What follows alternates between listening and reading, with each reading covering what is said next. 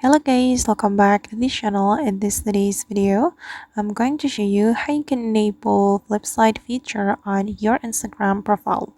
Okay, let's get into it. Here I have opened my Instagram, and here as you can see I have got my Flipside feature on my Instagram profile.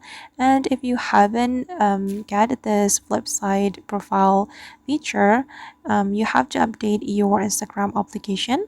You can update it on your Play Store or Apple Store. So you can go to your Play Store or Apple Store if you are Android user. So you can go to Play Store, and here you are going to search for the Instagram, and you just need to click on update to update your Instagram application.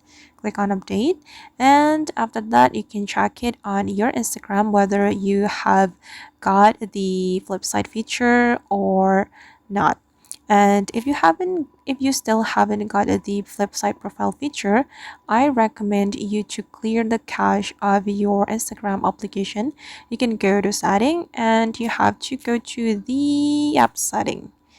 This one, guys, click on this app setting, and you have to select Instagram. And here you're going to clear the cache of your Instagram application. Go to storage and clear cache. Click on clear cache. And after that, you can check it on your Instagram.